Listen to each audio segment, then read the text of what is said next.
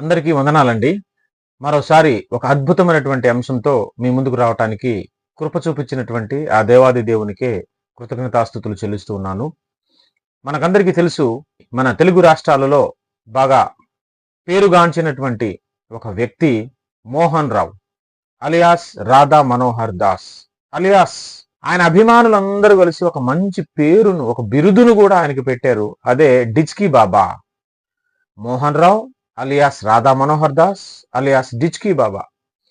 ఈ వ్యక్తి పొద్దున్న లేచింది మొదలుకొని సాయంకాలం వరకు ఇతను చేసే పనే ఏంటి అనంటే క్రైస్తవులను దూషించటం, బైబిల్ గ్రంథాన్ని దూషించటం, యేసు ప్రభువారిని దూషించటం, క్రైస్తవులను కించపరచటం, ఆ మార్గాన్ని దూషించటం. ఇదే పని అతనికి. అతని జీవితకాలం అంతా ఇదే పని చేస్తూ ఉంటారు. ఇది అందరికీ తెలిసిందే అన్నమాట. అయితే ఆయన బైబిల్ గురించి ఎన్నో అవాకులు చవాకులు పేలుతూ, ఎన్నో పచ్చి అబద్ధాలను ప్రచారం చేస్తూ ఒక మాటను పదే పదే చెప్తా ఉంటాడు. ఆయన ఏంటంటే, బైబిల్లో ఉన్న దేవుడు యెహోవా దేవుడు, మనుషులను చంపే దేవుడు. ఆయన చిన్నపిల్లల్ని పెద్దలందరినీ మరి నరికేసినటువంటి దేవుడు, ఆయన రక్త దాహం కలిగిన దేవుడు, ఆయన యుద్ధాలు జరిగించే దేవుడు అని పిచ్చి పిచ్చిగా ఆయన నోటికి వచ్చిందల్లా వాగుతూ ఆయన తిరుగుతూ ఉంటారు. అది అందరికీ తెలిసినటువంటి విషయమే. అయితే బైబిల్ గ్రంథంలో నుంచి ఒక చక్కని కౌంటర్ని నేను అతనికి అలాగే అనేకులకు తెలియజేయాలనే ఉద్దేశంతో ఈ వీడియోని చేస్తూ ఉన్నాను అనమాట. ఆల్రెడీ గడిచినటువంటి ఒక వీడియోలో, ఒక సందేశంలో నేను చెప్పడం జరిగింది, దేవుడు బలిని కోరే దేవుడు కాదు, కనికరమునే కోరే దేవుడు ఆయన అని ఒక వీడియో చేయటం జరిగింది.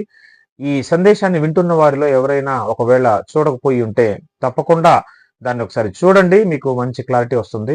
దానికి అనుసంధానంగా, దానికి కొనసాగింపుగా ఈ డిచ్కీ బాబా అడిగినటువంటి ప్రశ్నకు సమాధానంగా ఈ వీడియోని కూడా మనం చేస్తూ ఉన్నాం అన్నమాట. ఇందులో మరొక సందర్భాన్ని మీకు పరిచయం చేస్తున్నాను. మత్తయి సువార్త 12వ అధ్యాయము మొదటి వచనం నుంచి ఒకసారి మనం చూద్దాం. మత్తయి సువార్త 12వ అధ్యాయం మొదటి వచనం నుంచి. ఆ కాలమందు యేసు విశ్రాంతి దినమున పంటచాలలో పడి వెళ్ళుచుండగా ఆయన శిష్యులు ఆకలిగొని వెన్నులు త్రుంచి తినసాగిరి. యేసు ప్రభువారు తన శిష్య బృందం ఒక పంటచాలలో గుండా పడి విశ్రాంతి దినాన వెళుతూ ఉన్నారట. అలా వెళుతూ ఉన్నటువంటి క్రమంలో ఈ శిష్యులకి ఆకలేసి వెన్నులు త్రుంచి తింటూ ఉన్నారట.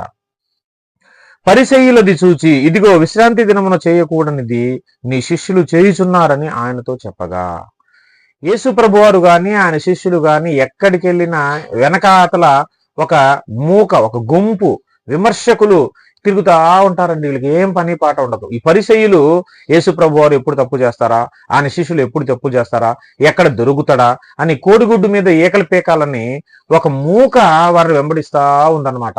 పంట చేలలో గుండా యేసు ప్రభువారు అతని శిష్యులు వెళ్తా ఉంటే వీళ్ళకేం పని, ఈ పరిసయ్యులు వెనకాలే ఫాలో అవుతూ ఉన్నారంట.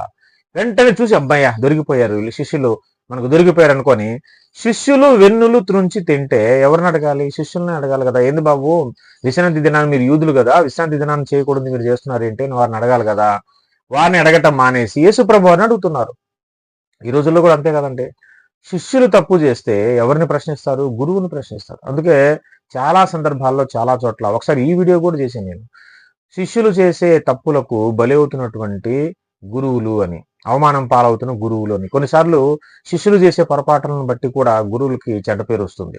ఇక్కడ కూడా ఇదే చేస్తూ ఉన్నారు పరిసయ్యులు. శిష్యులు వెన్నులు త్రుంచి తింటే యేసు ప్రభువారిని ప్రశ్నిస్తున్నారు. విశ్రాంతి దినాన్న ఇట్లా చేయకూడదు కదా అంటే, వెన్నులు తుంచి తినటం తప్పు కాదు అక్కడ, వాళ్ళు దాన్ని ప్రశ్నించట్లా. కానీ ఈరోజు విశ్రాంతి దినం కదా, ఈ దినాన్న చేయకూడదు కదా, నీ శిష్యులు ఏంటి అలా చేస్తున్నారు అని ప్రశ్నించారు.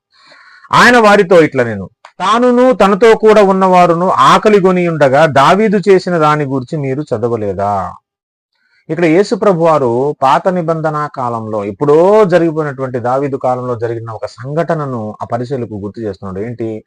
తానును తనతో కూడా ఉన్నవారు అంటే దావీదును, దావీదుతో కూడా ఉన్నటువంటి ఆ దావీదు దండు ఏదైతే ఉందో, వారు బాగా ఆకలిగా ఉన్నప్పుడు వారు ఏం చేశారో మీకు తెలియదా అని చెప్పి ఏమని గుర్తు చేస్తున్నారంటే, అతడు దేవుని మందిరంలో ప్రవేశించి యాజకులే తప్ప తానైనను తనతో కూడా ఉన్నవారైనను తినకూడని సముఖపు రొట్టెలు తినెను. ఒక సందర్భాన్ని గుర్తు చేశాడు. దావీదు తనతో కూడా ఉన్న వారందరూ ఆకలి ఉన్నప్పుడు వాళ్ళు ఏం చేశారు? దేవుని మందిరంలోకి వెళ్ళి అక్కడ యాజకులే తినాల్సినటువంటి సముఖపు రొట్టెలు, షో బ్రెడ్ అంటాం కదా, కాన్సిక్రేటెడ్ బ్రెడ్, ఆ సన్నిధి రొట్టెల బల్ల మీద ఉన్నటువంటి ఆ రొట్టెలను అది యాజకుల కోసం ఉంచారు కదా, యాజకులే తినాలి కదా. కానీ దావీదు తనతో కూడా ఉన్నవారు ఆ రోజు తిన్నారు. తిన్నా కూడా వాళ్ళు దోషులుగా అక్కడ ఎంచబడలేదు. ఆ విషయం మీకు తెలుసా అని గుర్తు చేసి ఇంకో విషయాన్ని కూడా గుర్తు చేస్తున్నాడు 5వ వచనంలో. మరియు యాజకులు విశ్రాంతి దినమున దేవాలయంలో విశ్రాంతి దినమును ఉల్లంఘించి నిర్దోషులై ఉన్నారని మీరు ధర్మశాస్త్రం ముందు చదవలేదా? ఇది యేసు ప్రభు వారు గుర్తు చేసిన రెండవ సందర్భం. 2 విషయాలు పాత నిబంధన కాలంలో జరిగిన 2 సంఘటనలను గుర్తు చేశాడు యేసు ప్రభు. మొదటిది, దావీదు తనతో ఉన్నవారు దేవుని ఆలయంలో మందిరంలో ప్రవేశించి సముఖపు రొట్టెలు తిన్నారు. అలాగే దేవుని మందిరంలో సేవ చేస్తున్న యాజకులు విశ్రాంతి దినాన్ని ఉల్లంఘించారు. అయినా సరే వారు నిర్దోషులుగా ఎంచబడ్డారు కదా, అంటే దేవుడు వారిని శిక్షించలేదు కదా అని చెప్పి ఏమంటున్నాడు, మరియు దేవాలయము కంటే గొప్పవాడు ఎక్కడున్నాడని మీతో చెప్పుచున్నాను. అక్కడ దావీదు తనతో ఉన్నవారు దేనిలోకి వెళ్ళారు? దేవాలయంలోకి వెళ్ళి సముఖపు రొట్టెలు తిన్నారు. యాజకులు ఏం చేశారు? దేవాలయంలోనే విశ్రాంతి దినాన్ని ఉల్లంఘించారు. అంటే దావీదు తనతో ఉన్నవారు చేసిన పాపమైనా లేకపోతే యాజకులు చేసినటువంటి పాపమైనా మందిరంలోనే చేశారు కదా, ఆ మందిరం కంటే గొప్పవాణ్ణి నేను. అంటే అంత గొప్పవాణ్ణైనా నా సముఖంలో నా ఎదుట నా శిష్యులు తప్పు చేసినా కూడా నేను వాళ్ళని శిక్షించే దేవుడను కాను. ఒకవేళ అది చేసింది తప్పై ఉండవచ్చు, ఆజ్ఞను అతిక్రమించడం అయి ఉండొచ్చు, విశ్రాంతి దినాన్ని ఉల్లంఘించడం అయి ఉండవచ్చు, కానీ వారు చేసినటువంటి ఈ చిన్న చిన్న పాపాలను బట్టి, చిన్న చిన్న పొరపాట్లను బట్టి, చిన్న చిన్న తప్పులను బట్టి వెంటనే శిక్షించి వాళ్ళని చంపేసే దేవుణ్ణి కాదు నేను, బలిని కోరుకునే దేవుణ్ణి కాదు నేను. దీని ఉద్దేశం ఏంటి? ఇప్పుడు మీరు ఎందుకు ప్రశ్నిస్తున్నారు నన్ను? వాళ్ళు వెన్నులు తోచి తిన్నారని వాళ్ళు శిక్షించి చంపేయమని అంటే బలిని కోరుతున్నారు మీరు, కానీ నేను బలిని కోరే దేవుణ్ణి కాదు. నేను చిన్న చిన్న తప్పులు చేసిన, పొరపాట్లు చేసిన దాని నుంచి వారు పశ్చాత్తాపడి మారు మనసు పొందటానికి అవకాశం ఇచ్చే దేవుణ్ణి, సమయం ఇచ్చే దేవుణ్ణి నేను, వెంటనే కోప్పడే దేవుణ్ణి కాదు. అలా చీటికి మాటికి చిన్న చిన్న పాపాలను, చిన్న చిన్న తప్పులను, పొరపాట్లను బట్టి నేను ఒక మనిషి నశించిపోవాలని కోరుకునే వ్యక్తిని కాదు నేను. అందుకే కింద ఆ మాట చెప్పిన తర్వాత దేవాలయం కంటే గొప్పవాడు ఇక్కడ ఉన్నాడని చెప్పి, మరియు కనికరమనే కోరుచున్నాను గాని బలిని నేను కోరనను వాక్య భావం మీకు తెలిసి ఉంటే దోషులను తీర్పు తీర్చకపోవుదురు అంటున్నాడు. ఇక్కడ కూడా ఇదే విషయాన్ని గుర్తు చేస్తున్నాడు.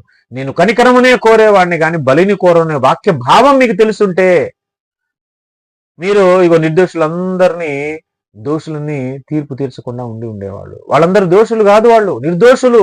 మీరు చాలా మందికి తీర్పు తీర్చారు ఇప్పటికే. మీ దృష్టిలో అది దోషమై ఉండొచ్చు, పాపమై ఉండొచ్చు, కానీ నా దృష్టిలో కాదు. ప్రియులారా, every rule has an exception. ప్రతి రూల్కి ఒక ఎక్సెప్షన్ ఉంటుంది, ప్రతి ఆజ్ఞకి ఒక మినహాయింపు ఉంటుంది. కొన్ని అత్యవసరమైనటువంటి పరిస్థితుల్లో దేవుడు ఆజ్ఞలను అతిక్రమించిన తన కనికరాన్ని బట్టి, తన కృపను బట్టి దాన్ని క్షమించి వదిలేస్తాడు కానీ శిక్షించటానికి ఇష్టపడే దేవుడు కాదు ఆయన. చిన్న వంకను చూపించి, చిన్న సాకును చూపించి అతన్ని చంపేయాలి, అతను నరికేయాలి, అతను నశింపజేయాలి అని కోరుకునే దేవుడు కాదు ఆయన. ఎంతటి ఘోర పాపి విషయంలో కూడా ఆయన మరి దీర్ఘశాంతం కలిగిన దేవుడు, ఎదురు చూసే దేవుడు, మారతాడని ఎదురు చూసే దేవుడు ఆయన. ఆజ్ఞ అతిక్రమం అయి ఉండవచ్చు, అది విశ్రాంతి దినం ఉల్లంఘనే అయి ఉండవచ్చు ధర్మశాస్త్రం ప్రకారం, కానీ దేవుడు ఆజ్ఞలకు స్టికానై మీరినటువంటి ఆజ్ఞను బట్టి వెంటనే శిక్షించే దేవుడు కాదు ఆయన. కనికరమును కోరుకునే దేవుడు ఆయన, కనికరాన్ని కుమ్మరించే దేవుడు, కనికరాన్ని చూపించే దేవుడు ఆయన. ఇప్పుడు బాప్తీసం తీసుకోకపోతే ఏ వ్యక్తి కూడా పరలోకానికి వెళ్ళడు కదా. నమ్మి బాప్తీసం పొందువాడే రక్షింపబడును అన్నాడు కదా. నమ్మినవాడు కాదు, నమ్మి బాప్తీసం పొందినవాడు రక్షింపబడును. ఎందుకంటే బాప్తీసం తీసుకునేది ఎందుకు? పాపాలు కడిగివేయబడటానికి. అందుకే అపోస్తల కార్యములు 22వ అధ్యాయంలో మరి పౌలు గారు మరి తన యొక్క సాక్ష్యాన్ని తను చెబుతూ, ఆ పెద్దలకు, ఇశ్రాయేలులకు తన సాక్ష్యాన్ని చెబుతూ ఏమంటాడు? అననీయ అతనితో చెప్పిన ఒక మాటను గుర్తు చేస్తూ, నువ్వు తడు చేయకుండా లేచి బాప్తీసం తీసుకొని నీ పాపాలు కడిగేసుకొనుము అని అననీయ అతనితో చెప్పినట్టుగా అక్కడ చెప్తాడు ఆయన. అంటే బాప్తీసం తీసుకునేది పాపాలు కడుక్కోవటానికి. పాపాలు కడిగివేయబడాలంటే బాప్తీసం తీసుకోవాల్సిందే. నమ్మితే కుదరదు, నమ్మి బాప్తీసం పొందాల్సిందే. కానీ సిలువ మీద దొంగ బాప్తీసం పొందలేదు. యేసయ్యకి అది ఇష్టమైంది, ఎందుకంటే అక్కడ అవకాశం లేదు కాబట్టి. అవకాశం లేని చోట, పరిస్థితులు ప్రతికూలంగా ఉన్నప్పుడు ఆజ్ఞలు అతిక్రమించిన దేవుడు దాన్ని బట్టి ఒక వ్యక్తికి మరణదండం విధించేవాడు కాదు, శిక్షించే దేవుడు కాదు అని అర్థం చేసుకొని కనికరించే దేవుడు ఆయన. అందుకని నేను కనికరించేవాడని కానీ, కనికరం చూపే దేవుడు, కనికరాన్ని కోరుకునే వ్యక్తిని కానీ, నేను బలిని కోరుకునే వ్యక్తిని కాదని ఎంత స్పష్టంగా యేసు ప్రభు వారు తన ఎదుట ఇన్ని సందర్భాలను ఎత్తి చూపి మరి నేను కనికరాన్ని కోరుకునే దేవుడు అని చెప్తుంటే ఈ దుష్టులు, ఈ గిట్టని వారు కడుపు మంటతో చేసే అబద్ధ ప్రచారాలేంటి? బైబిల్ దేవుడు, నరబలిని కోరుకునే దేవుడు, బలిని కోరుకుని రక్తాన్ని త్రాగే దేవుడు అని పిచ్చి పిచ్చిగా నోటుకొచ్చింది మాట్లాడుతూ ఉన్నారు. ఇలాంటి వారిని కూడా నశింపజేయకుండా, ఇలాంటి వారిని కూడా నరకానికి పంపించకుండా దేవుడు ఇంకా క్షమించి వదిలేస్తున్నాడు అంటే ఎంత గొప్ప దేవుడు అండి, ఎంత మంచి దేవుడు అండి. ఇదిగో నోటుకొచ్చింది 24 గంటలు బైబిల్ గురించి మాట్లాడుతున్నా దేవుడు వీళ్ళని శిక్షిస్తున్నాడా? శిక్షించట్లా. వీళ్ళని క్షమించి ఇంకా అవకాశం ఇస్తున్నాడు. సత్యాన్ని తెలుసుకుంటారని, తప్పు ఎప్పటికైనా తెలుసుకుంటారని, సత్య మార్గం వైపు వస్తారని, యెహోవాను దేవుణ్ణి అర్థం చేసుకుంటారని దేవుడు వీళ్ళని శిక్షించలేదే. మరి అలా చంపే దేవుడు అయితే ఇలాంటి వాళ్ళని చంపేసేయాలి కదా మరి దేవుడు. కానీ అలా చేయలేదే, క్షమించి వదిలేస్తుంది అనమాట. తను కొట్టిన వాళ్ళని కూడా, తనని అవమానపరిచి గడ్డం పెరిగేసిన వాళ్ళని, మేకులు కొట్టిన వారిని, దూషించిన వారిని, ఉమ్మేసిన వారిని క్షమించి వదిలేసిన దేవుడు. తన్ను సిలువ వేసిన వారిని కూడా, ప్రభు వీళ్ళు ఏం చేయించినారో వీళ్ళు తెలియదు అని చెప్పిన దేవుడు అయ్యా యేసు ప్రభు వారు అంటే. అనుకున్నట్టు పిచ్చి మాటలు మానేయండి ఎకనైనా సరే. కాబట్టి దేవుడు కనికరమునే కోరే దేవుడు కానీ బలిని కోరేవాడు కాదు అని యేసుప్రభు చాలా స్పష్టంగా బోధ చేశారు. బైబిల్ చెప్తున్న అసలు సిసలైన బోధ ఇది. దయచేసి ప్రియ స్నేహితులారా, ఇలాంటి పిచ్చి వాళ్ళ మాటలు నమ్మి మోసపోకండి. బైబిల్ గ్రంథం అలా ఎప్పుడూ చెప్పదు. ఎంత ఘోర పాపినైనా, వ్యభిచారినైనా క్షమించే దేవుడు ఆయన. ఏమండి, సుంకరినైనా క్షమించిన దేవుడు, వ్యభిచారులైనా క్షమించిన దేవుడు ఆయన. అంత గొప్ప దేవుడు ఆయన. నిజంగా అటువంటి దేవుడు దొరకటం మన ధన్యత, మన భాగ్యం. దేవుడి మాటలు మన వినుకుల్లో దీవించి ఆశీర్వదించును గాక. ఆమేన్. అందరికీ వందనాలు.